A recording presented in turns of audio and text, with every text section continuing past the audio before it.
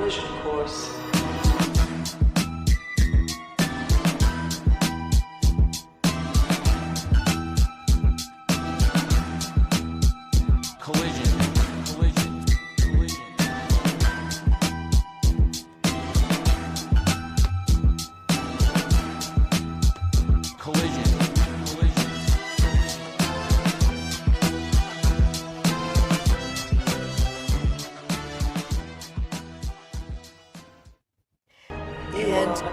Whoops. Good evening. Excuse me while I get myself together. There we are. Welcome to Collision Course. I had a whole extra day to think about that, and that is how I managed to get the show started. Welcome. I am Kate from Montreal. Joining me once again after his adventure in Double or Nothing Land, John Kleinchester. Welcome back to the show. Thanks for having me back. Yeah, it was quite the adventure out into Queens. Got very lucky with, well, I mean, let's be honest, all AEW pay-per-views are pretty damn good, but this one was extra special. Yeah. Yeah, This was coming out of it. I was like, okay, yeah, that was one of their best. That was up there. Cage Match does not lie. The rating continues to be very high. So yeah, great time out there, and thanks to John Wayda for sending me out as press. It was a great time. Yes.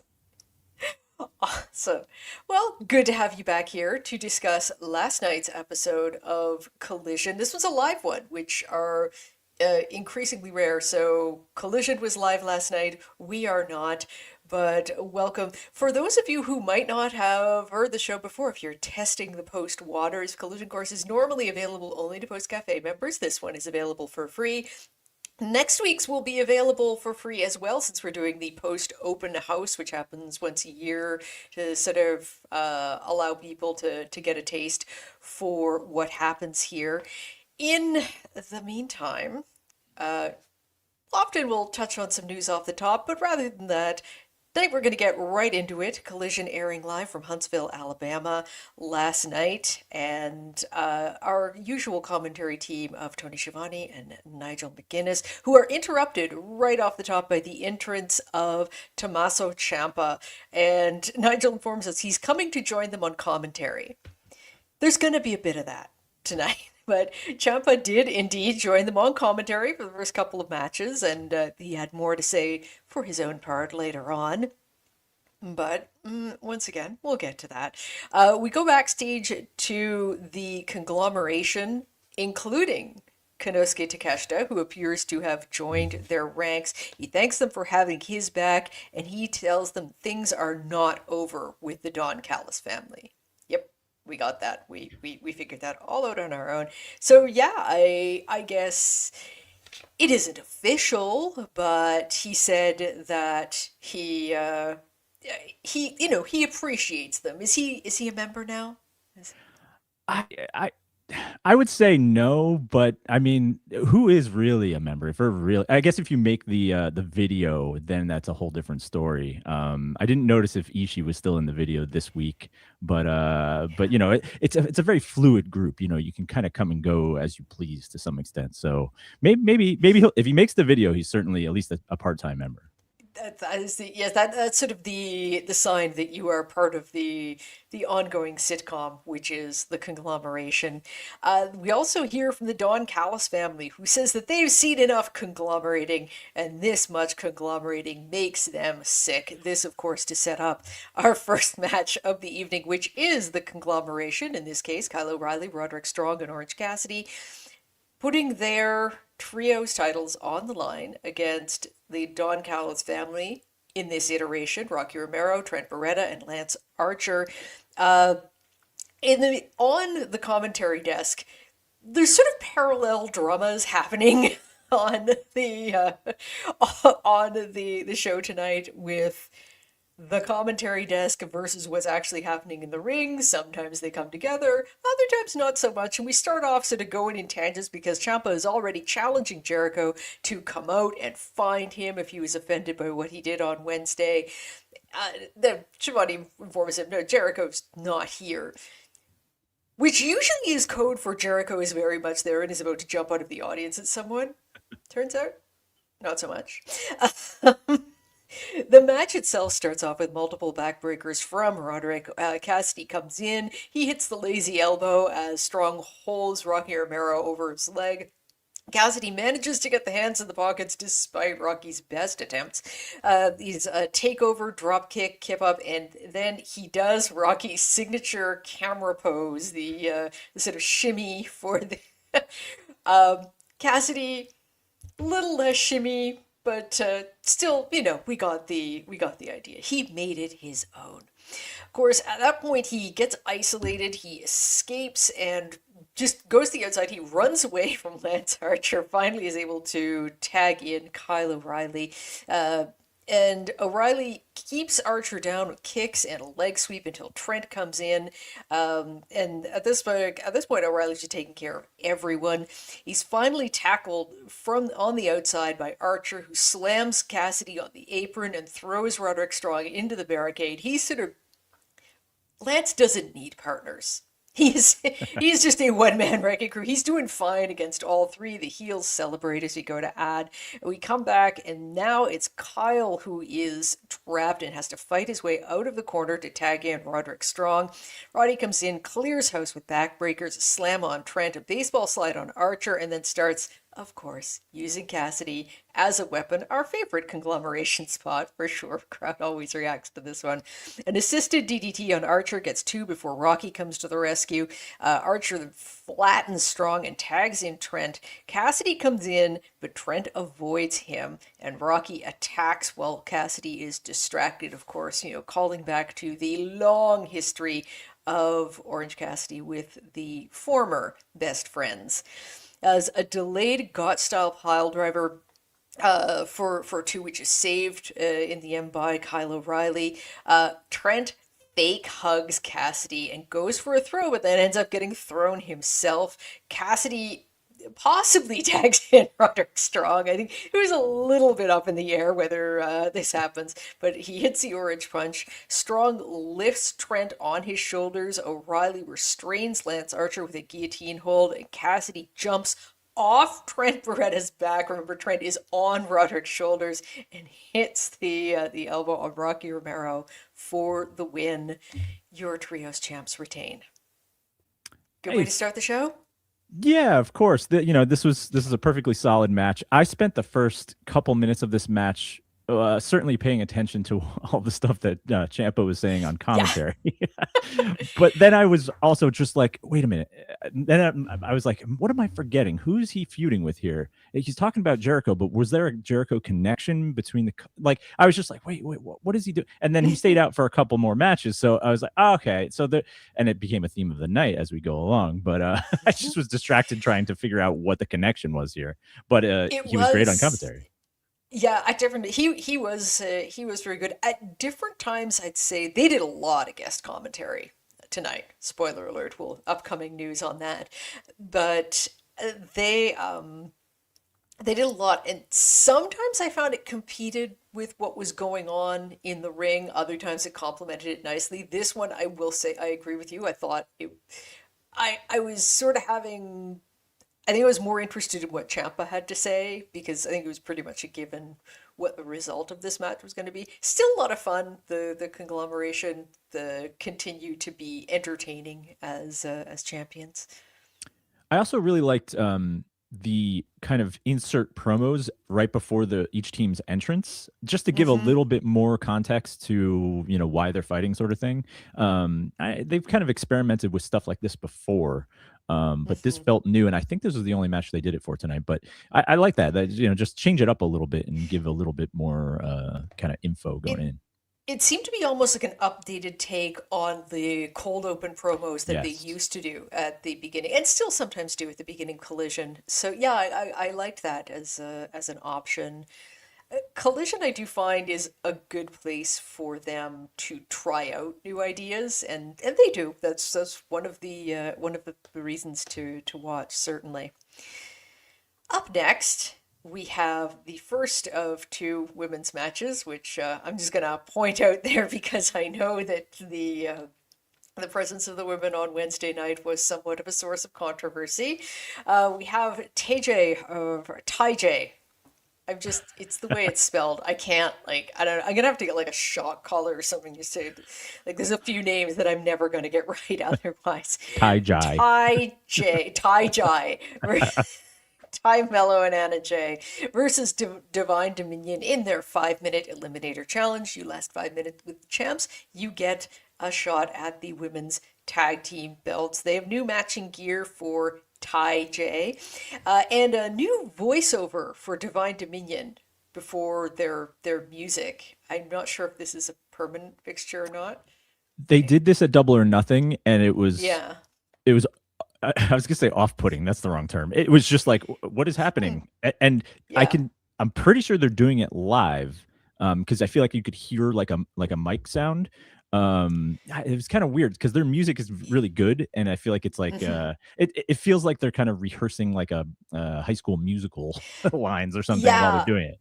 Doesn't fit I as agree with well. you about it sounding live. If it wasn't live, then it's just mixed really weirdly. Mm. But yeah, this did not do anything to me. I do like the Zola Jesus track that they use as an intro, so that could be more me. It's also just it wasn't super quick either. Like it was a few lines of dialogue, so it's yeah, I don't know. As you said, trying like experimenting with new things. This may be one to sort of, leave at the experimental stage. Let's just say that we tried. Not everything works. Uh, Start off, misdirection sends Divine Dominion into each other, but then TayJay are caught and slammed together. That move the Divine Dominion love to do, of smacking their opponents into each other. Megan clotheslines Anna repeatedly. She and Lena take turns attacking her in the corner. Anna escapes, but Megan takes out Ty to stop her from getting the tag. And on the other hand, almost gets rolled up on as she backs away from the corner. But no, we're back to Anna getting double teamed. She fights her way out, finally makes the tag to Ty, who hits running pump kicks to Lena from three different corners. Anna comes in, hits a blockbuster. They hit a two-woman DDT to Lena before Megan makes the save. A pump kick suplex combination to Anna gets a 2 count for Divine Dominion, but Ty then comes in to interrupt the Divine intervention.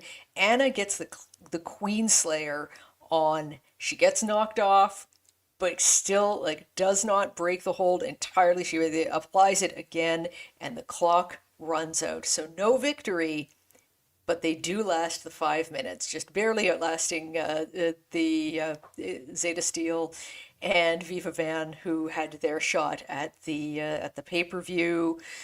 This is like again, TayJay have just been reintroduced. Both were off air for a long time, particularly Ty. And what do we make of this? Obviously, it is announced later that they will get their title shot. Not waiting until Forbidden Door for this one. Yeah. So my biggest issue with this match was, it served its purpose and it was good Mhm. in that sense. To me, though, I just need. I've said this on the show before, but I just need a little bit more. They didn't really any story, but with TayJay at all outside of they were the inaugural women's tag team. Okay, Yeah. but like, why did they want the belts? Where like, just give me a little bit more, just to give us a little bit of reason behind what they're doing, why they got back together, that sort of thing. That's my biggest Yeah, problem. and I think also they might have been the inaugural tag team, but that just means that they tagged together a lot before there was a division, and that's true of Yeah. other people like Willow and Chris Statlander tagged a lot too. So yes, they do have history going back, but yeah, this very much feels like a sort of we need something that's more than more than just a squash type match, but less than a serious contender. And there's so little going on in this division that yes, it's nice to have an actual tag team, not an ad hoc pairing to take them on. I cannot foresee any set of circumstances that results in TayJay winning these titles, but like it was a fine match. Sure, give him a title shot. Why not? At least it keeps the belts sort of in the mix, and we all like having Divine Dominion on TV. So if the internet is anything to go by, they remain very popular. Mm. Uh, we then get a recap of what happened on Wednesday. Of course, the collapse of jet speed. They are no more. The jet and the speed have been separated, and I think we kind of knew that was, oh God, Collision Cat. Hi, Lulu. For those of you not watching on the video feed, one of my cats does like to put in appearances. I have to be careful because she has muted my mic before, which, some people may think that that's a wise decision, but just got to keep an eye on where her little paws go. She Anyway, know she's like super hogging the camera right now. she knows we're on the free feed. She's like, let Oh me get yeah. in there. Yeah, times yes. But the people have tuned in to see me. And but I guess we kind of suspected for quite a while that the jet speed breakup was closer than ever. You think that they both, well, we got a little bit of an update on what's happening with Bailey sort of later in the show. Put a pin Mm. in that one. But what do you think? Are they gonna be able to? I almost said they're gonna be able to fly separately, and I swear to God, that was about to come out of my mouth, and I realized like I have to say like no, no pun intended. Like I no, I seriously did not intend the pun. But do you see the two of them going as far separately as they could together? If you kept them together. Yes, for the most part, yes. Knight, I think, is going to have a really good run as a heel. I think that's kind of set up pretty well, Mm. and he's kind of on the right path. Speedball definitely had not the greatest Wednesday night this past week, for multiple reasons.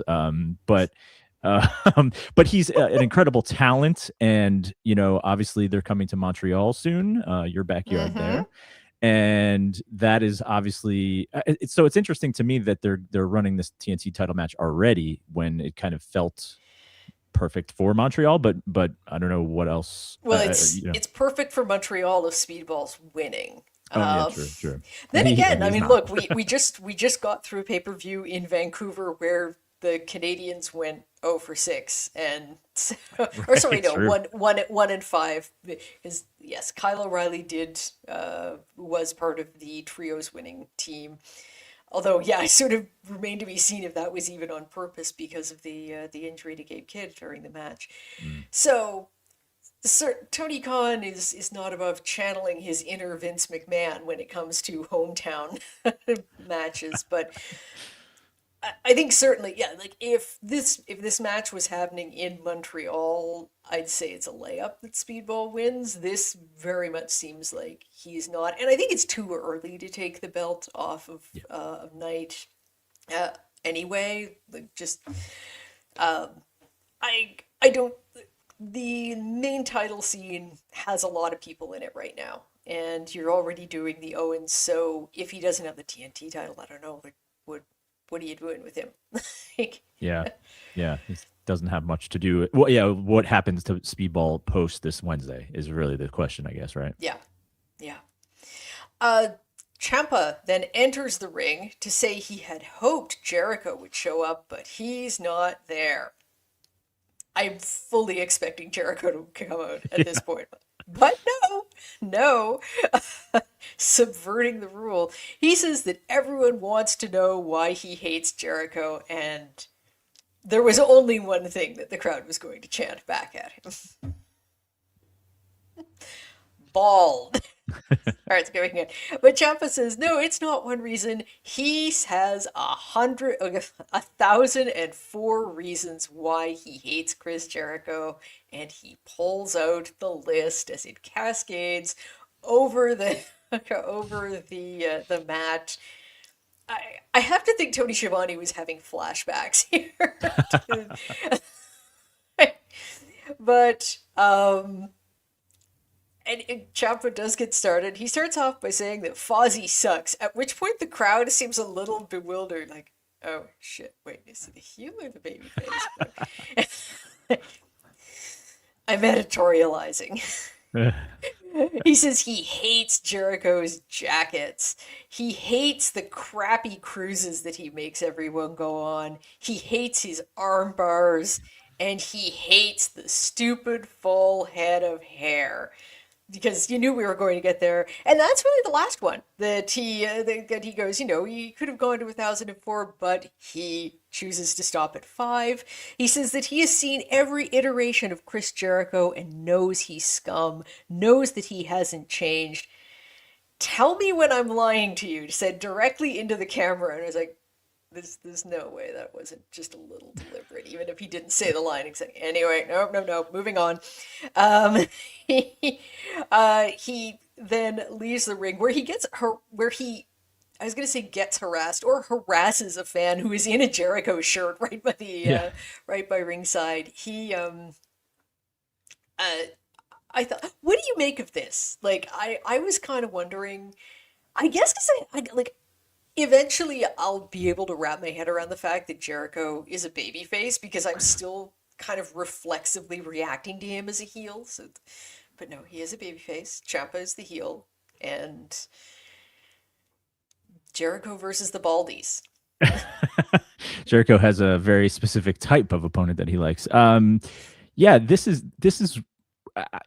equal parts weird and dangerous to me because Champa was certain. I mean, before tonight or last night, Champa, is loved, and even though he's a crazy heel, he's still loved. He's still cheered for. Now he's kind of pushing this exact button that we were all kind of when Jericho came back, when he was this super genuine baby face, and to kind of the nth degree, and really like hammering home, I'm a I'm a face. So it's almost like they're kind of, I don't know, they're toying with if they are looking to eventually turn Jericho back heel, great. But this feels to me like I was like, yeah, I'm on Ciampa's side here. Let's go. Like, let's take down this fraud. Well, I think we're all waiting for that because it's Jericho, and the babyface run has seemed like, I don't know if you remember the episode of Family Guy where Stewie is trying to be good, and it's even more unnerving than Stewie being evil. That is very much the vibe I'm getting from Jericho. But I do think that having Chamba as a heel works better than having him as a Mm. babyface, even though we all love him. Just it's the character. So I'm not quite sure if this is where you want to go. I don't want to see Ciampa lose another feud, and I don't know that anyone else does either. Like, yes, you wanted to see Mark Briscoe get his lick back, but yeah, I don't. Uh, oh, I'm not sold on this one yet. Think of But look, all the huge. Sorry, go ahead. Go ahead. go right ahead. Go right Oh, ahead. I was just gonna say, think of all the huge AEW stars that Jericho has really given the rub to, and now are, Sammy Guevara, like top of the card now. So Oh. Hey, look, the stretch with MJF was very entertaining for Mm, much of it, yes, true. but yeah, what I will say is that they clearly have something with Champa. I think that they should be cautious about possibly derailing that. And that's whatever your feelings on Jericho. I'm just not sure about the mix of characters here. I did like this promo. I thought this was Yes. entertaining. I thought that, it's reaching back for things that people will remember and will sort of fit in. Beyond that, I'm a little tentative, shall we say. Something I was not tentative about at all is we have Hazuki from Stardom in advance of her appearance at the Owen Hart tournament, facing Maya World, who has largely been featured on ROH. She's actually played quite a substantial role on ROH lately. She is known chiefly for being in one of the most most viewed the sort of enhancement talent tag teams on Collision probably ever. But she's out here on her own without her partner Hyan for this match. This is one-on-one, but we are also, it's commentary night, joined by Persephone, who is very much playing her heel character. Persephone, and even going into what looked like it was supposed to be her match against Tekla at Double or Nothing, was very much presented as the babyface, but she was not playing a babyface. I found in the on commentary here, like almost to the point where it's a bit jarring, because she was even referring to the fact that she got misted by Julia Hart in her last match. It's like, hey, that's supposed to make you the babyface. Yeah, that was a little confusing. And I had to look it up when that was because I was like, first when she first came out, I thought, oh, she's got a black eye because it kind of looked like a shiner. But then commentary Mm-hmm. explained it was the mist. It was April 26th, I believe, that happened. Oh So my we're God. talking over a month now. And then she's Sweetie, multiple, multiple. my cellar water. Like it takes the makeup right, it'll come right off. I promise. Yeah. I like when they tie things back, but this was just a little. I was like, oh, wow, this is a long time. And then she's talking about how she can't see peripherally on commentary. I was like, Yes. all right, I'll allow it this time. Yeah. There's no way this doesn't play into the commentary on her match with Suzuki for the tournament. Yeah. Yeah, she's right. Since she still can't see because the toxic missed. In the meantime, in the ring, there's a quick jackknife pin attempt by Hazuki. Maya gets almost like a near fall of her own. She has the advantage for quite a while early on. She gets a modified axe kick on the apron until and yeah, she is sort of in the lead here until Hazuki is able to hit her with a head scissor takeover, and she is like waving her arms, getting the crowd hyped up. I didn't need this help. I was already very psyched to see her. She's a brutal looking running kick, and Persephone at this point is very much, she's staring Hazuki down. She recalls that they have met before. Maya hits a sunset bomb off the turnbuckle and for a big pop and a long 2 count. Huge forearm knocks Hazuki down. She rebounds with a big pump kick and a running kick. Hits a draping DDT for a 2 count of her own. Maya hits an uppercut and Hazuki then rolls to the outside. It's like, hey, that rocked my shit. Like she looked uh, not literally, but she did a good job of selling the impact of it. Maya hits a slightly awkward tope. Hazuki hits a much cleaner one and then gets in Persephone's face across the commentary desk. Hazuki goes for a Meteora and is caught. Then Maya hits a bridging suplex that gets another 2 count for her. She goes for a springboard moonsault but misses. A running elbow and a lung blower from Hazuki, and she hits the top rope senton to get the win. This was okay. So this was one of my two best matches of the night. I Me too. honestly, yeah, I guess probably most people would agree. Well, Mhm. I mean, there's a couple other contenders in there, but I believe this is the first time I've ever seen Hazuki wrestle. So this was an intro for me, and I'm assuming some of the AEW audience probably in a similar situation. Has she been on AEW before that I'm forgetting? I was trying to remember, and I kind of thought she had been, but then I realized I was confusing her with Azumi, who Uh, has been on there. Hazuki is a long time performer with Stardom. It kind of looked like she had left Stardom earlier in the year. It was a little fuzzy what was going on there. Guess not. She's here for the Owen at least. If you want to get a sense of what she can do on one of the New Japan in America shows, sort of towards the end of 2024, she had just a killer match with Mercedes Moné for the IWGP Women's Championship, and it was it was very impressive and can give you an idea of what she's capable of. This was a good introduction to her. You mm, saw the kind of style she does. She's fast. She hits hard. I think if you're not used to the Japanese women's style of wrestling, it's almost a little shocking because the movement, they are so fast. mm. And like this was, I would say this was not her going full steam ahead, but look, Maya did an excellent job here. And I think this was not this was not structured as a squash. This was structured as like, okay, yes, clearly the attention is on Hazuki. We're setting up this rivalry with Persephone, and we're going to get their match next week on Collision, in the opening round slash quarterfinals of the Owen Hart tournament. But it felt like you were very much supposed to notice that Maya World is a really good prospect. Like, Yeah, they clearly have a lot of they feel really good about Maya because she's been in a lot of big spots already in kind of a short time.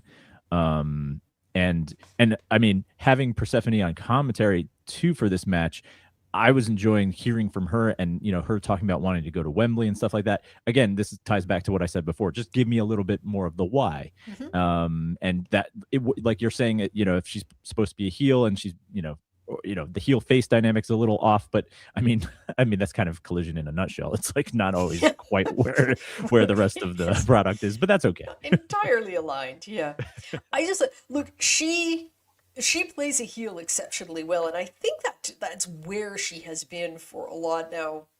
It, I think she's still somewhat of a new property for most AEW fans, and again, they were kind of clearly setting her up to face Tekla. She's already faced Athena.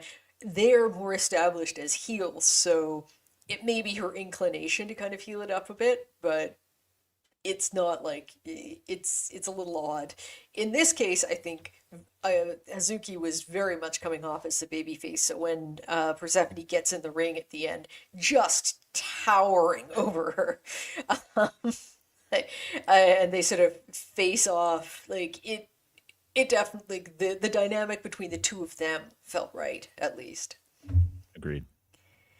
We then get a very touching tribute to Loverboy Dennis Condrey, who passed away this week. Tony Schiavone had a lot to say about him with his tag team history, the Midnight Express, and got quite emotional himself. Like got quite got quite choked up. They had a lot of photographs that were supplied by Condrey's former co-workers, by his family, including. Didn't have this one on my bingo card. They gave a big thank you to Jim Cornette, who apparently supplied a lot of the photographs for the tribute. Just a very classy little few minutes, but Yeah, wow. this was yeah, it was kind of jarring to see Jim Cornette at first, and then when they kind of when Schiavone Yeah. thanked him at the end, I was like, okay, yeah, that makes sense. But yeah, it was kind of like Jim Cornette's on AEW. What is Yeah. happening? Yeah. Hell has frozen over. Exactly, exactly. So yeah, no, just a very nice few minutes, and Giovanni's absolutely the right guy to deliver these, and given his history in the business. Next up, we have Lee Moriarty in action. For those who aren't familiar, he has had a long run with the Ring of Honor Men's Pure Rules title, which is a specific kind of like. Let's just basically say it comes down to putting the emphasis on more traditional grabs-based wrestling. He has had this title for over a year. He's had a lot of defenses, many of them really entertaining. One of his defenses was against Nigel McGuinness, who is talking him up very heavily here. Of course, aside from the title defense, he and Nigel also had an Iron Man match, which was happened on ROH. I want to say it was Death Before Dishonor. I'm not entirely sure, but they had a great match there. So Nigel, at this point, is sort of declaring himself to be the number one contender for that belt again by virtue of his win over Josh Woods at Supercard of Honor, which okay, Bruce, you were right, I was wrong. When we were reviewing that show, I thought, hey, he and like Nigel and Lee seem to have faced each other a lot. They wouldn't just go back to that. They absolutely would go back to that. But that is not what we are talking about here. This is the a rare appearance on AEW television for Lee Moriarty up against Tim Bosby, who actually gets a pretty good reaction from the crowd. We have Shane Taylor on commentary. Lee is, of course, part of Shane Taylor Promotions. More on them in a bit. And this is just, it's a class, it is a master class in quick moves by Lee, who locks Bosby up and forces him to use a rope break, a cross-arm hold, and a slam into the Border City stretch, and he taps his opponent out in, I think it was maybe 2 minutes. So a very quick introduction to Lee Moriarty, or reintroduction. He has been on TV before, just not very often, not in a while, and not presented as the sort of force that he is. Like, you got a video package about him at the beginning of this, which was longer than the match itself, sort of reintroducing him, like emphasizing what a strong champion he's been. So not much to talk about here, but glad to see him on TV. The Infantry, who are also part of Shane Taylor Promotions, get on mic. They are shit talking the crowd before the Death Riders music hits, because the Infantry, Sean Dean and Carly Bravo, are there to face the Death Riders. In this case, John Moxley and Pac.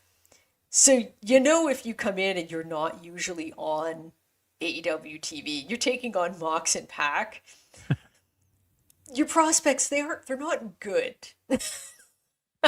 Not so much. Nice to say that. Now, I should also say, like, Lee sort of separates himself from things here, but Shane Taylor does stay out, along with Christian EXO, who is she's a very new wrestler, but who's affiliated herself with them. No Trish Adora, who is usually part of that group as well. This group, I will say, aside from Lee being the Pure Rules champion, they have featured very, very heavily on ROH. Like, they're involved in, like, everything. They held the trios titles up until recently. Trish Adora has been a contender for the women's title, and yeah, Christian is a new member. I remember I was thinking last night, I'm looking at this, like, imagine if last night was your first exposure to the AEW women's division. There's a height requirement, I think. Yeah, it's like you had three women who were like 6 feet tall or slightly above. Like, Megan Bain was the small one in this. I mean, obviously, like, between her, Lena, and Christian, who I think is taller than either of them. Just an observation. Yes, where the Amazons wrestle. But in this case, it's Carly Bravo and Sean Dean who are wrestling. Mox and Bravo start off. They trade holds, and Mox takes him down with a shoulder tackle, which brings in Pac, who is working over Bravo's arm. He goes to run the ropes, but Christian EXO trips him, at which point, even before I saw who was coming, I heard the crowd reaction, because Marina Shafir jumps up onto the apron and just stares her down to a massive chant of "You fucked up." Crowds very much want to cheer for Marina. Like, I noticed this. Obviously, the Death Riders sort of float between being baby faces and heels, and whenever they are baby faces, there's this sense that, like, yeah, they really want to get behind Marina at this point. This just emphasized that for me, because all she does is she just stares the Christian down and then stalks her up the ramp. It's like, this is how you take care of business. Mox grabs a chair, but while he's doing that, Shane Taylor gets up, punches him in the face, while the Infantry are occupying the ref, and Pac as a satellite DDT to Pac by Carly Bravo on the outside. A combo move into a suplex on Pac by both members of the Infantry, followed by the, yes, you heard it correctly, BBC. That would be the Bronco Buster Captain. Of course. Yeah. As it's always been known. Yes, and they definitely, that is why they are making a big point of shouting out the name of the move. Okay. It's about the British Broadcasting Corporation. It's a pun. Sean Dean gets back into a chokehold. Pac fights his way out. He sends Dean to the outside. Bravo, though, stops him from tagging Moxley in. There's a big suplex to Dean on the outside. And finally, Mox is able to get back in the match. He beats down Dean, hits the punches in the corner twice, and then his signature move, bites his head. Dean and Bravo try to attack and are hit with a double DDT. There's a combo into a cutter by the Infantry on Mox. This is pretty cool. And a combo neckbreaker on Pac. Dean goes off the top rope but lands right on Mox's knees. The Death Riders do their running clotheslines into the corner, and while the ref is trying to deal with the newly returned Christian, Marina jumps in and she gets one of the clotheslines in. And then Moxley hits the Death Rider to Sean Dean to get the win. This was a lot of fun. To your point, Marina getting involved was great. So far, like you said, Christian XO is new, but I'm loving everything I'm seeing from her so far. I feel like she fits in very well, and she certainly actually and she sticks out very well because she's very tall. Yes. I've seen her have a couple of matches on ROH. She's still very green, but she sort of has the kind of personality, whereas if she continues to improve in the ring, she's not going to have a problem fitting in the world of wrestling. That's great. Yeah, that's great. Sometimes it just takes a little catching up, right? The in-ring versus the personality. The only thing I would say is that one thing that kind of struck me as I was watching this was that, oh wow, we've got a lot of ROH talent on AEW as of late. The only thing is they're mostly on AEW to lose. So, in one sense, I'm glad to see them, and I like that they're getting airtime on national TV. At the same time, I'm like, well, yeah, but you're also having them lose. I don't know. I'm two minds about it. I don't know how to feel. But I was glad at least they had Lee win. Like they had Lee Moriarty win, and yes, it was against enhancement talent, but at least they didn't bring them in just to lose.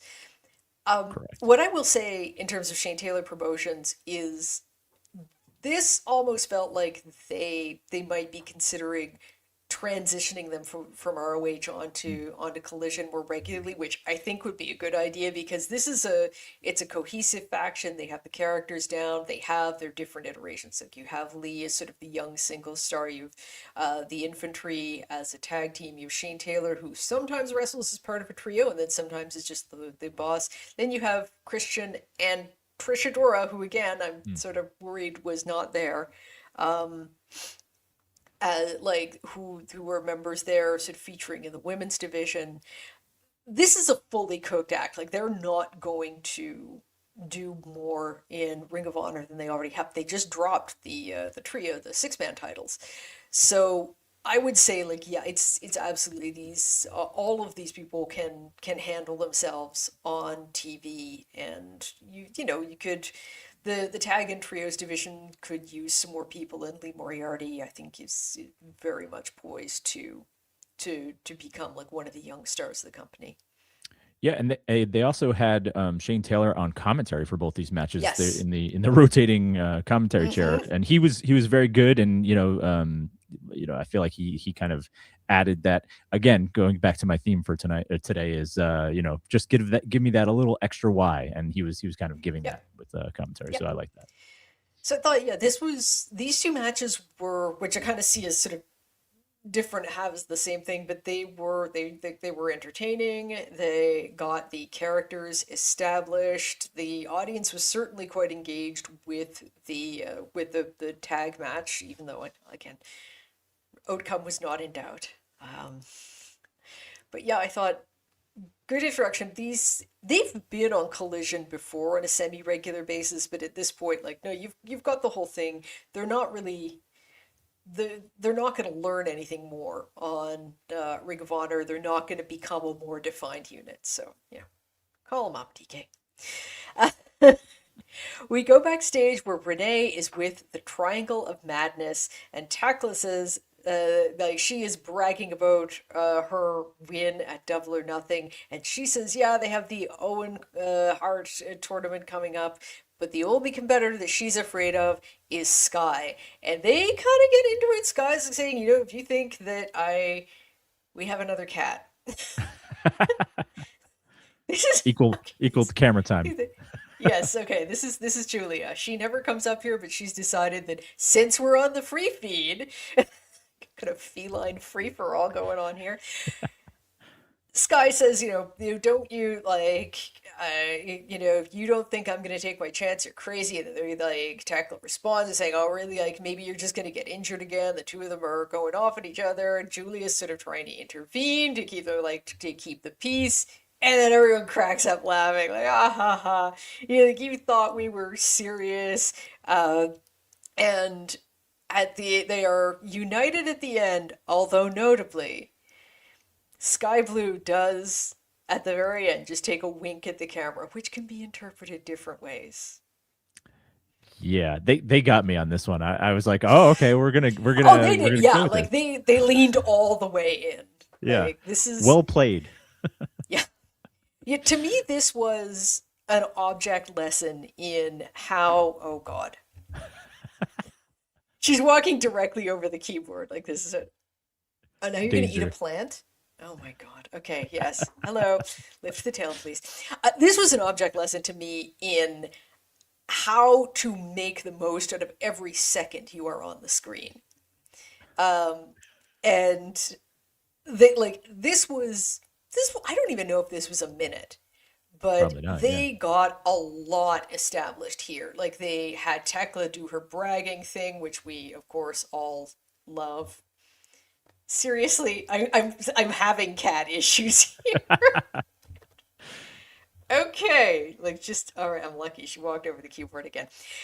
Tekla got herself over, like playing to the the dumb bitches headline. They did the faux tension. They fooled us. Like I think Sky got to show some fire. Julia's sort of getting involved, and the laughter afterwards, sort of reaffirming the group is together, and just that subtle little wink at the end. It's like, wow, you got a lot done here. Yeah, that was dense. This It was dense. yeah, you fit quite a bit in here because I think ultimately you're gonna have to have one or both of these women break from Tekla. Not too soon though. I'm Mm. enjoying it.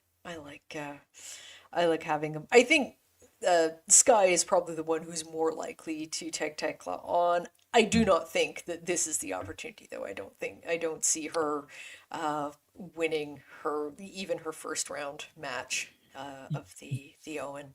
Yeah, but I think that to your point, this exact promo at least gave Sky Blue a little bit more going into that match, even though pretty much everyone is writing her off to lose. But at Yeah, least it gives her a little bit more. Like just the wink alone is like, okay, yeah. there's something there. This felt like they are honoring the collision course tradition of circling back to things. Mm-hmm. Yep, putting a They pin in are there. they're putting exactly there. We're going to hear more about this later. Also backstage, we have the Conglomeration who are fresh off their win, their the title retention. They are feeling good about things until Roderick pipes up that he didn't like what he's seeing, and we cut away. And just to the side, there is a rainbow umbrella spinning, and it turns away to reveal, oh God, a cat. Uh, Leo Rush. Blackheart Leo Rush chattering away to himself, and Cassidy, like all of the Conglomeration look pretty intimidated, and Cassidy just tells him, "Don't move. It can't see you if you don't move." And indeed, and indeed, Leo does sort of saunter by them, chatting away to himself, reiterating that everything is fine. Everything is not fine, but well, he seems to be doing all right for himself. And I, as the Conglomeration look on in kind of discomfort and horror, Cassidy reveals like, yeah, I don't know if any of that's true. Like, I don't know if it's true that he can't see you if you don't move. But like, I just sort of went with it in the moment. I've already seen people share this clip like a dozen times. Listen, this I've already been in on Leo Rush. Um, I did not expect a veiled Jurassic Park reference for being related to Good one. Yes, Leo Rush, indeed. but sure. I mean that's fun. now I'm like, you were asking if Takeshita was in the conglomeration before. I don't want him to join really, but I do just so that he gets into the video and really makes it crazy, like their intro video, like just like Look, some sort of like a weird poison in their happy. I don't know where they're going with this, but it is very difficult to dispute that this does have some legs. You saw in the four-way, people reacted to him. As I said, I've seen this clip shared like on different platforms, like probably a dozen times, maybe by the same people. But that said, like he does have some traction, and it's the first time that he's really been able to say that. I I hope that they don't go entirely comical. Like I want to see him get some wins. I want to see them go with this a bit because Leo Hmm. is, well, I guess kind of like Orange Cassidy. He has the skills to back it up. It's just sort of now you've got this very sort of out there character, um, and I like look. He's on TV more than he's ever been. He's getting more of a reaction than he ever has. Okay, I think very difficult to argue that this isn't working. Next up, we have a tag match of dogs versus guns. I just saw the graphic for this and I had to say like, wait, what? Like that sounds horrifying. No, it's the dogs versus the guns, Austin and Colton. Like not, but the name did kind of throw me, I have to say. At the beginning, of course, Finley grabs the mic to remind us that, hey, they attacked Cope and Christian as they were about to do their 5 second pose. They do a 5 second pose of their own, which they call guns down. But of course, they are interrupted. Seems only fair. When as the guns enter, and John Moxley joins the commentary desk as they're saying this is coming off what was his 201st win in AEW. If you're a regular watcher of Collision, then you know that Mox on commentary is a pretty regular feature, and it's often worth tuning into in and of itself. And yeah, I don't know if like the adrenaline was still pumping from the mask, but even by his standards, he was in rare form. He's going over like he's complimenting the guys in the ring. He is you call it like talking about what moves they're doing in a very sort of educated, helpful way, which is something he like a lot of the time his character on Collision is just guy who's really into wrestling. And that was how he was Yeah. playing this. Of course, he also did get into a little bit of fashion commentary, talking about the pants of both teams and saying, the you make some decisions, but this is live TV, and some decisions you can't take back. Like, oh boy.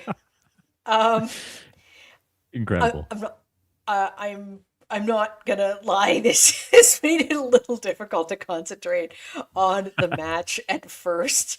Um, so, Colton right off the bat gets the advantage over David Finlay, and the Guns get a quick cover attempt. Clark Connors tags in to face Austin, but the Guns continue to dominate, sending Finlay to the outside. They do their own pose in the center of the ring. So this is going to be like an everybody gets in on the game thing. As we go to an ad break, we come back and the dog has stapled a Polaroid to Austin's head, and they're choking him against the ropes to do a pose. A pose. Yep, this is what the tag division does now.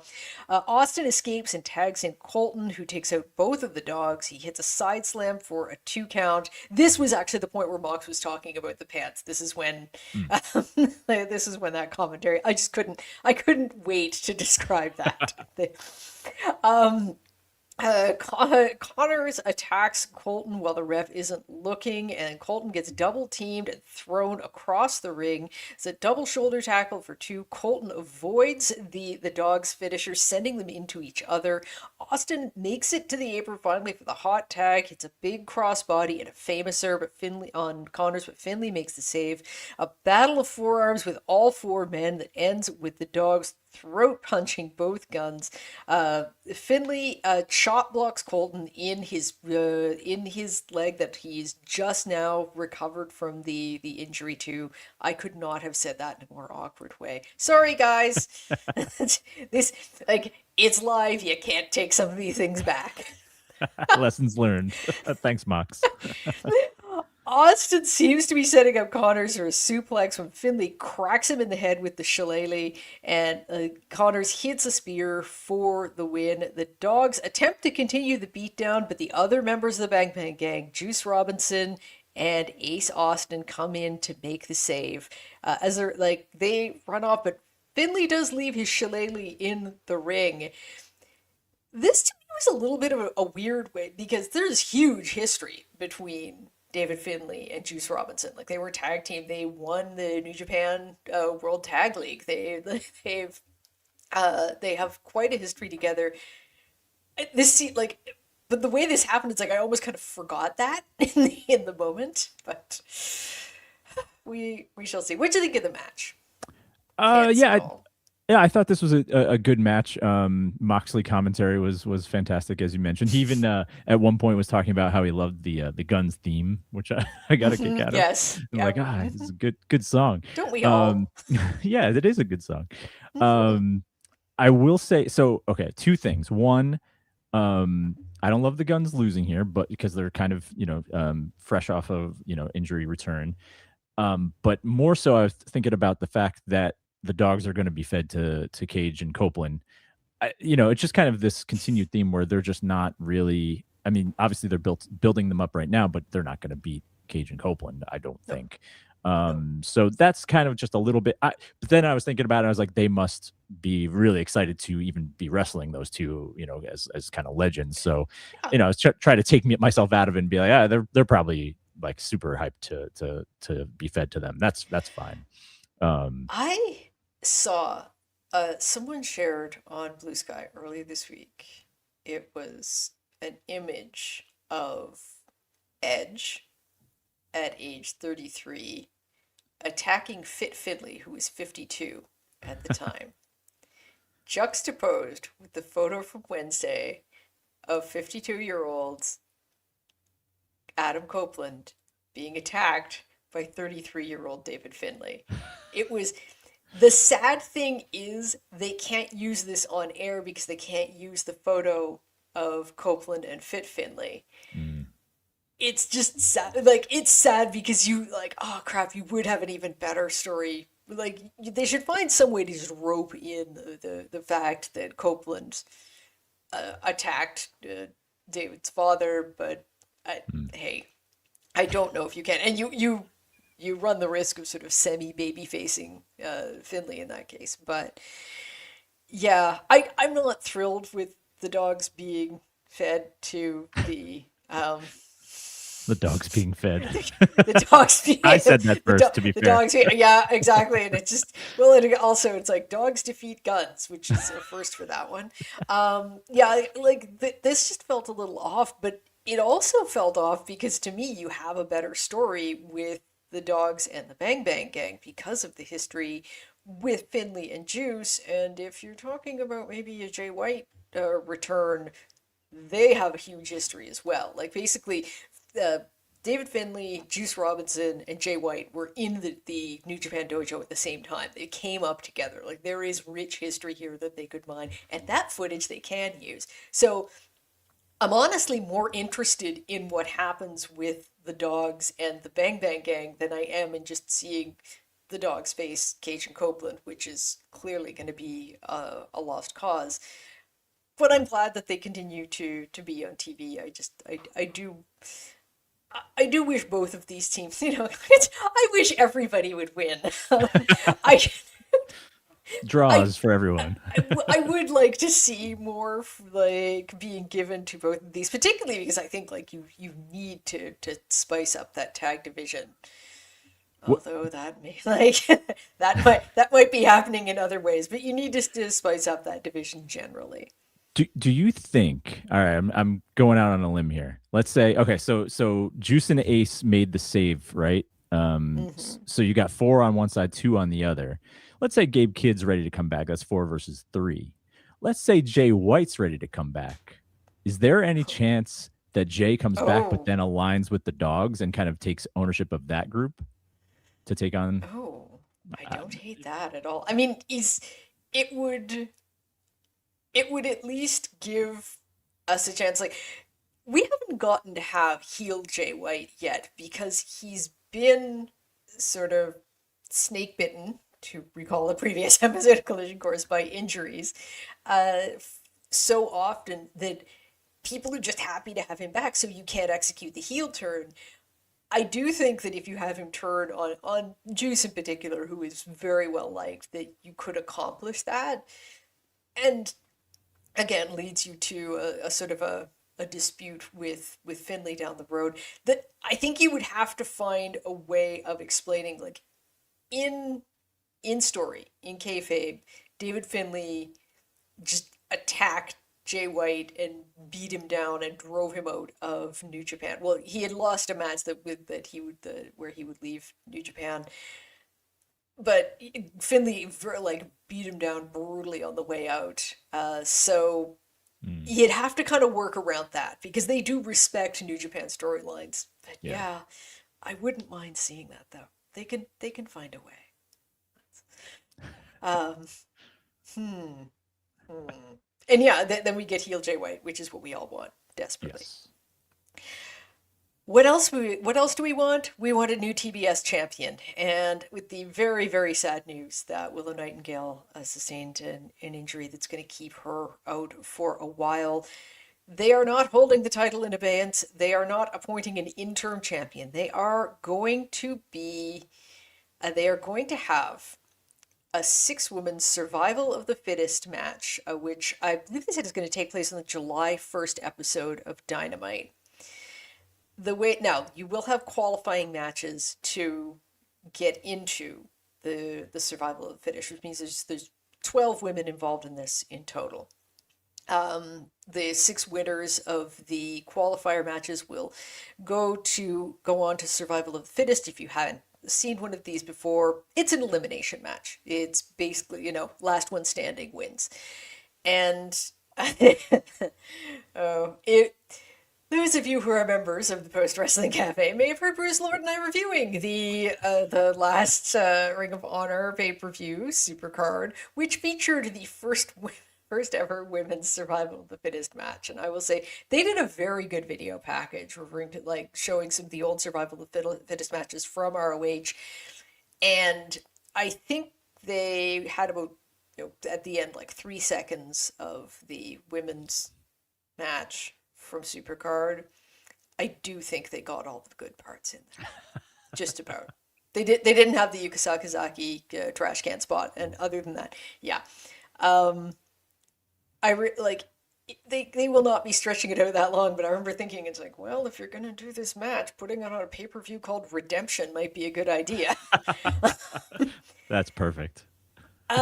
They will not, however. This will be done much before Redemption. I am glad that they're not putting it on, like, trying to force it into Forbidden Door, although I wouldn't mind seeing some participants from outside of AEW. I mean, it's 12 people you're gonna have, between the qualifiers and the final one. You've got a fair number of people to get in here, and because of the overlap with the Owen, it seems like you're going to have some people who are taken out of the equation. Like, you could have someone like a Sky Blue who is likely to lose her opening round match, but it seems like there's going to be certain people who are either in the Owen or in this term, or the trying to qualify for survival of the fittest, but not both. So who do you see going into this? I honestly, the first person that came to mind was Sky Blue. Especially maybe she, that wink means she knows that she's not going to be winning the tournament. She's going for the TBS title instead. That's the wink. That's the I meaning have of a the wink. backup plan. Yeah. She just learned about this survival of the fittest. Outside of that, I mean, there's so many good options. Yeah, I honestly, like, oh, man, I don't know. I can't even think of one in particular. Are there a couple that come to mind for you that kind of are the top of the heap here? it is hard to predict. I think yeah, there are some different people. I mean, do you want to put either Divine Dominion in there? I'm not Mm. really sure. Athena, I think we're basically she's probably going fairly deep in the Owen tournament.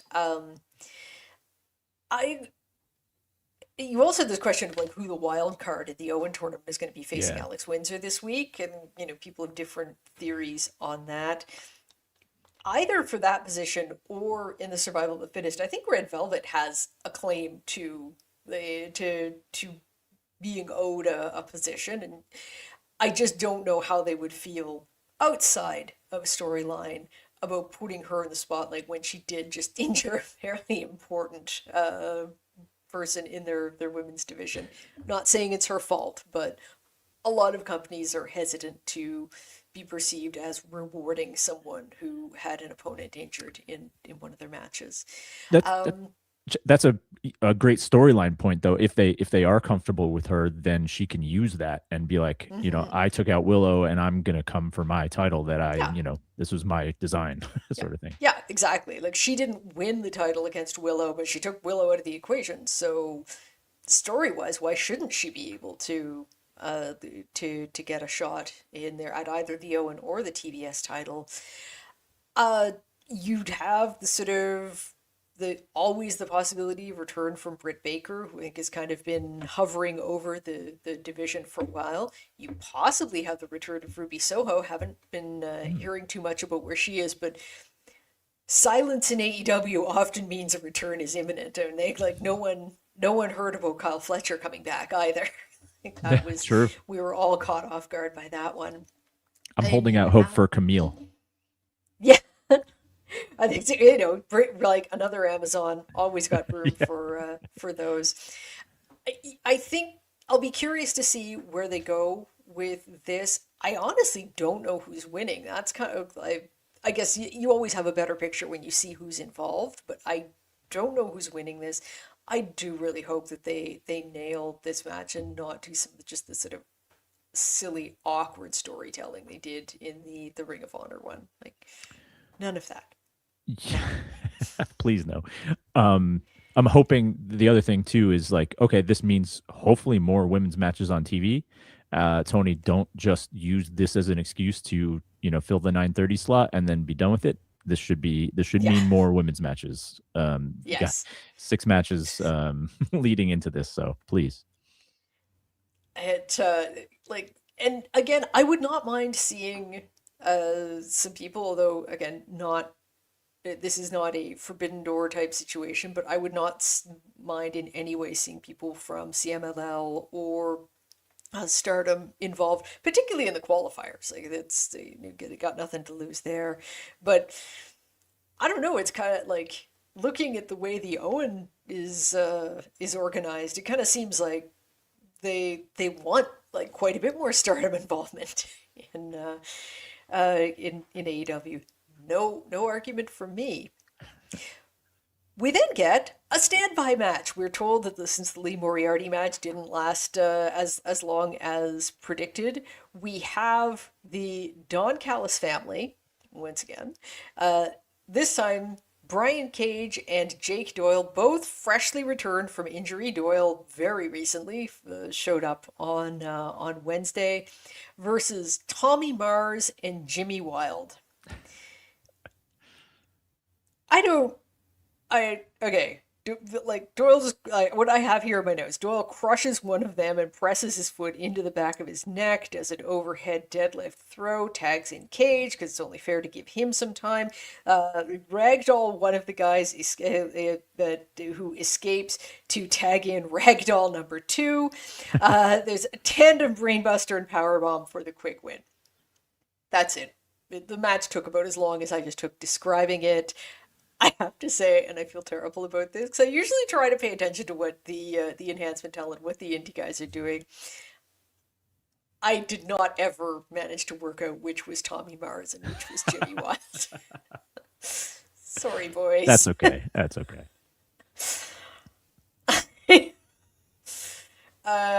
Yeah. It's what this was happens. It's brave. what happens. Yeah. I mean, it's interesting because I didn't know if they were going to go back to the murder machines with Cage and Archer, but like with Doyle back, you feel like he Doyle got Mark Davis. Mm, The same way that Davis was out injured, and then Kyle Fletcher, his former tag team partner, rose to prominence.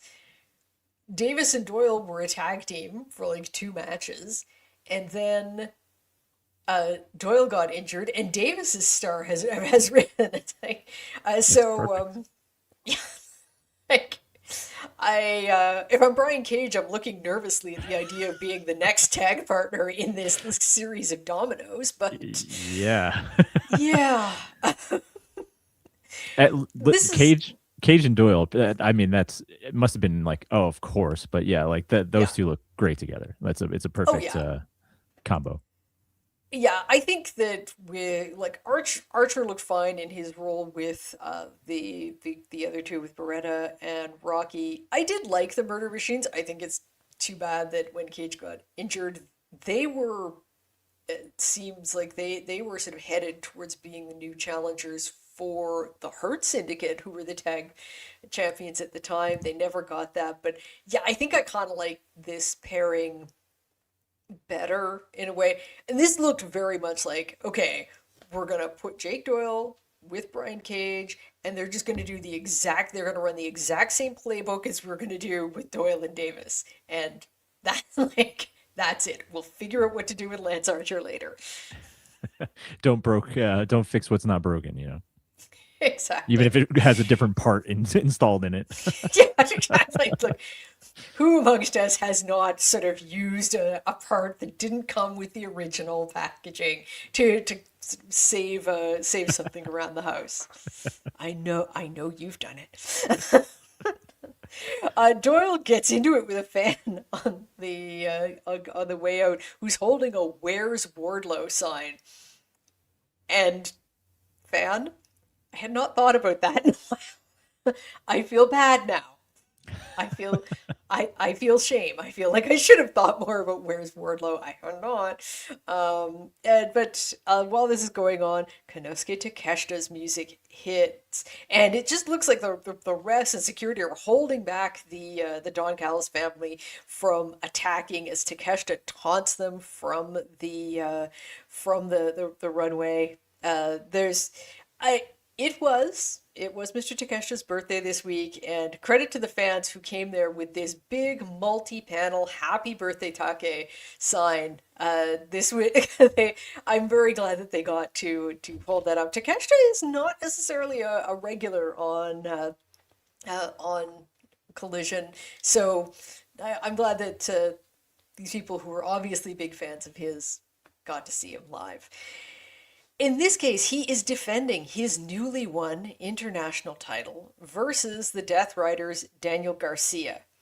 And now, once again, John Moxley is not left commentary. I should say that, like, he's moved in there. This you'll understand why this is important later. Garcia traps to Takeshita at first, but Takeshita gets out and pats him on the head with this really intense look. Garcia pushes him into the corner and smacks his chest. He ducks a big forearm and gets hit with a shoulder tackle right afterwards. A pump kick and a Takeshita line rocks Garcia. There's a throat punch and an attempted roll through into the sharpshooter by Daniel. He ducks another pump kick and goes to the floor for a little pep talk from Marina Shafir as Moxley he's talking up his boy. He wants everyone to know that he has confidence in him, but he's also kind of yelling encouragement slash instructions slash just random shouting at Garcia the entire time. Takeshita attacks him on the outside and beats him. He throws him back in the ring, but Garcia just rolls right out again. He grabs Takeshita's boot and drops him onto the ring skirt. Yep, crotches a man on the ring skirt. This like I can't say for certain. I'm given to understand that this would be quite painful. And And yeah. it's topped off by Garcia hitting a dragon screw over the skirt onto Takeshita's free leg. He gets back in the ring. He gets the ankle lock on, but Takeshita fights out. And okay, Moxley, for some reason at this point, he gets up, and I'm still not. Did you see, like, what was this like? Where did he go? What did he do? Like, did he go to take a leak? I have no. He didn't get involved in the match, which is why you think normally when someone gets up from commentary, that's where they're headed. He did not. But he handed his headset to Marina, who just jumps right in and says, and I did try to get this quote exact, I'm just waiting for Daniel. Okay, sorry. I'm just waiting for Daniel to put Takeshita's toe in his butthole. There's a dangling participle there. Sorry about the phrasing. I'm not even sure like, whose butthole are we talking about here? Like, okay, I know whose toe it is, but I, all I I, know is more Marina, please. More, oh more God, Marina. yeah, Moxley comes back. Shivani's like, you gave your headset to a crazy woman. Yeah, and he's like, What happened, huh? What? Yeah, exactly. And the thing is, like, that's it. She doesn't come back. She's like yelling, like, okay, this was not the only line she said, but the rest of it was very toe in butthole centric. Um, and she just gets up and leaves. It's like, no, wait, no, you can't do that to me. I need to know where this was going. Like, I love you, Mox. It's great, but like, no, bring her back. Bring her back. I Oh, need to know where she was headed with this. always leave them wanting more, and Marina is clearly good at Yeah. that. So this was a whole moment. In the meantime, Takeshita goes for the driver on Garcia, but Daniel slips out, grabs the ankle again. Takeshita gets out of that, hits the wheelbarrow suplex, and goes for the blue thunderbomb, but it's turned into Tiara's takeover, and Garcia gets the STF on. Garcia tries for a pile driver, but Takeshita turns that into a back body drop, and Takeshita goes to punch him, and I think this punch registered on the Richter scale. Garcia gets out of the way, and this, like, the ring shook. Like, even Moxley seemed kind of surprised by it, like, basically saying, like, I think there's a dent. There's a short pile driver by Garcia, but Takeshita recovers and hits the running knee. And Mox is very excited at this point. Like, he's just going on. He's talking about, like, oh, this is just a bunch of belts. Like, he's just in. He wants to watch this big fight. Garcia catches the next attempt at the running knee and smacks Takeshita down.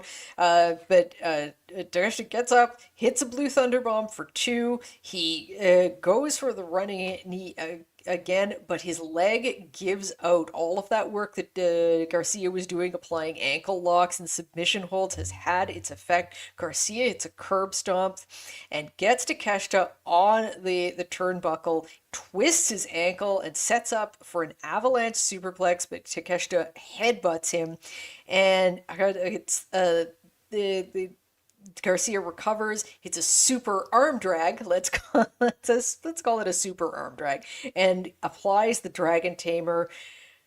Takeshita struggles, finally gets to the ropes. He goes for Raging Fire, but it's countered into a jackknife pin attempt, which has been Garcia's friend. But Takeshita has read the book on Garcia. He knows this is coming and reverses it into a sit-down pin attempt of his own. Garcia gets out, but as Takeshita recovers, he's able to hit the driver wheelbarrow suplex combo, a big forearm, and Raging Fire for the win. So it took a lot to put Garcia down. No toes in buttholes. But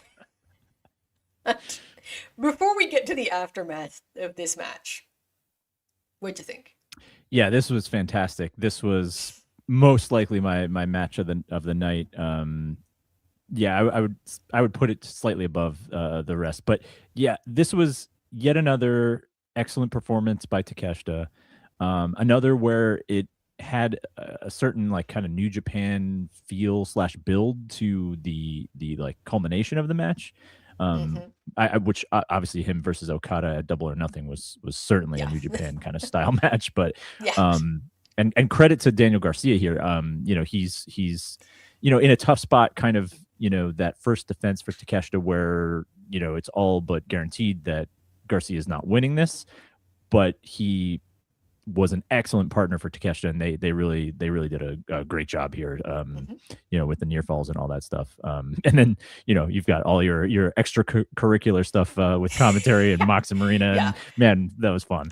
I would not change a single thing from this match, and that includes all of it. Would not change a word of the commentary, would not change any move in the match. I thought looking strong in defeat is an AEW trope at this point. And it's how Takeshita kind of rose through the company, where he was taking a lot of high profile losses, but that meant that he was fighting high profile people and having really good matches. Garcia has not looked this good to me in a while. Like I'm like, oh yeah, geez, this is why everyone was excited, was super excited when he re-signed with the company, and I think he has done well with the Death Riders, but it's almost more he's done better as a character than in ring. This was a reminder of how well he can do in ring. Yeah, this was terrific. This is my match of the night ahead of My World and Hazuki. But yeah, and the commentary just went to another level. But wait, there's more.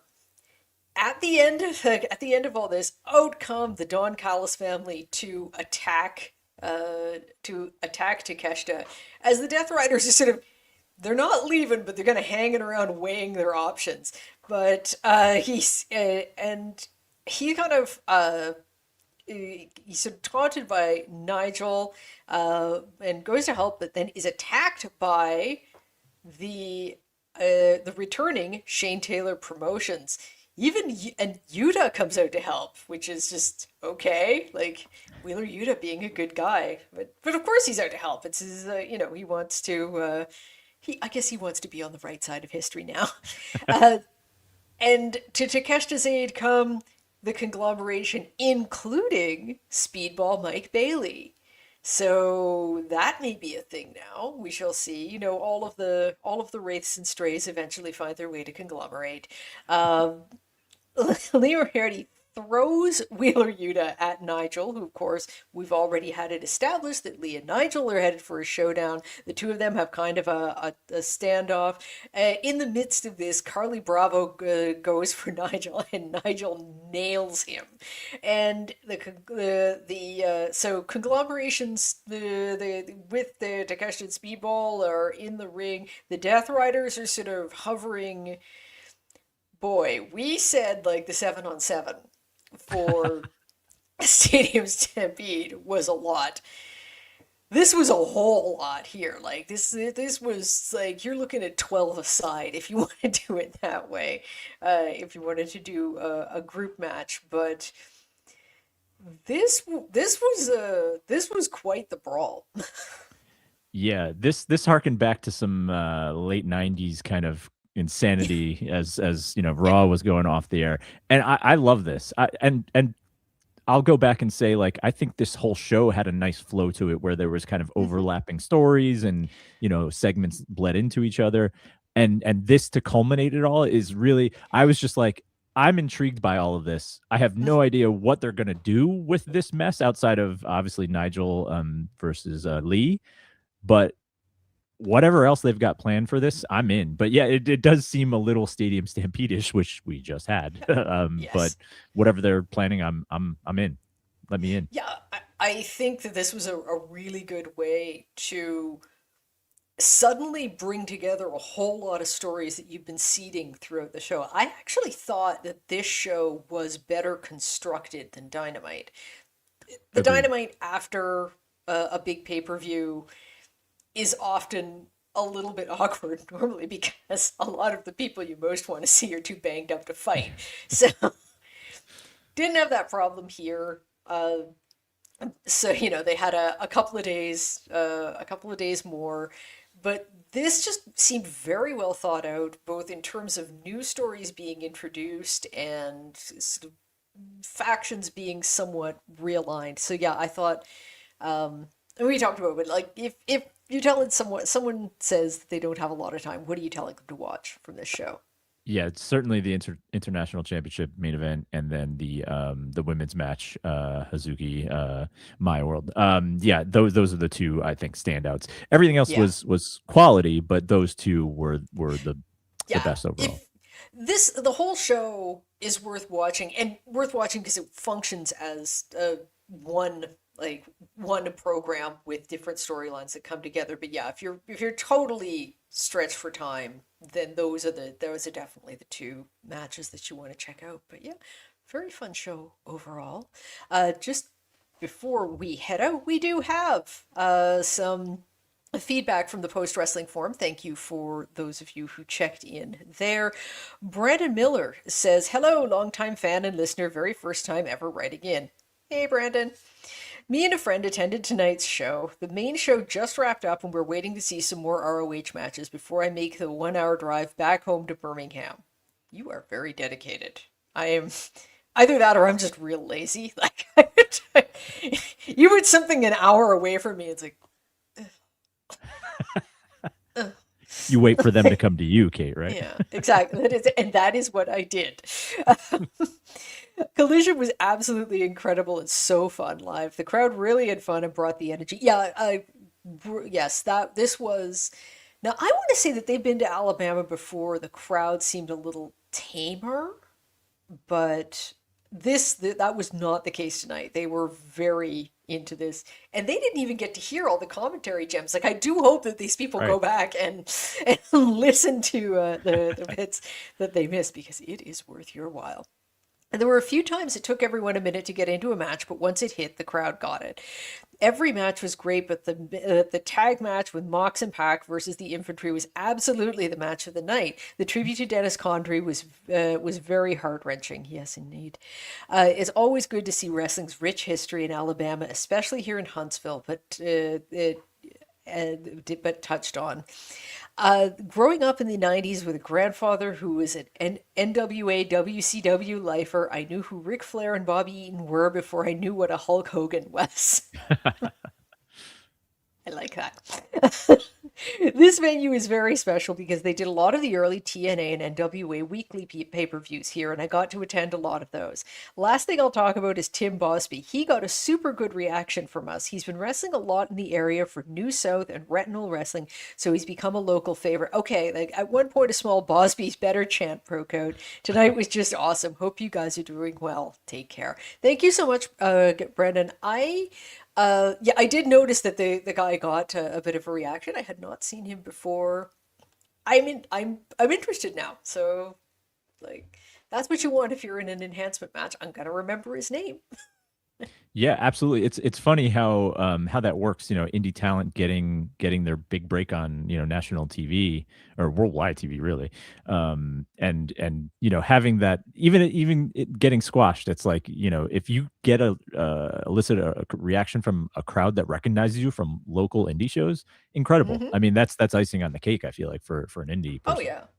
Yeah, and I will say I did not realize about the history of this venue, so that is great to find out. And yeah, I like the fact that you have AEW doing, I guess, the some of these venues where there is a sort of long established history that aren't like they're not the biggest in the market, but they appeal to the sickos.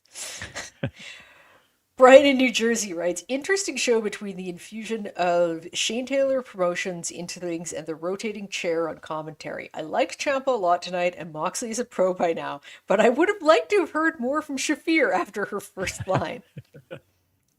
Yeah, yeah, I think that's as you said, always leave them wanting more. We all know this company has a massive roster, so it's nice when they use different parts of it we don't see every week. STP potentially getting another run on Collision and positioned as heels over the Death Riders. The closing scene of the Death Riders and loosely connected babyfaces sharing the ring caught my eye, as well as the brief interaction between Lee Moriarty and Nigel McGuinness. I'd be all for Moriarty being on AEW TV more, though I'm not sure he's made for short squash matches. I'll come back to that in a second. Takeshita versus Garcia was my match of the night, with some very good selling from Takeshita and hot closing moments. Jake Doyle teaming with Brian Cage makes sense given Mark Davis' success on his own and Cage's previous partner Lance Archer not being what he once was. The Dennis Condrey segment was very nice and interesting for two reasons. The Midnight Express appearance in ROH was at a 2004 event in Philadelphia that I attended. Wow. It involved the Jimmy Rave era Embassy and Ricky Morton. And Tony Schiavone credited the photographers responsible here, including Jim Cornette. But for Marina Shafir, that would have been the most surprising thing on the show. Yeah, true. I did want to go back to the thing about Lee Moriarty not being made for squash matches because I do very much agree with that point. He is a very technical style, and a lot of his matches in ROH, if you go back and watch them, they're built around him just being able to A, outlast, and B, outsmart his opponents. And yeah, you don't get that in a super short match, but we we shall see. I am highly in favor of him, and as I said, STP in general doing more appearances. Yeah, Kate, you know what I just realized? I think Tony Khan definitely listens to Collision Course because I'm realizing now a rotating co-host chair on the commentary desk. I think he's just stealing from you. I see you, Anthony. I see you. Well, that is going to do it for us today. Thank you to everyone who listened live, and thank you to those of you who are taking the time to listen to us later on. John, let everyone else know what you do when you're not rotating in a chair here. Just rotating and rotating. Yeah, no, so I cover a couple different shows for postwrestling.com.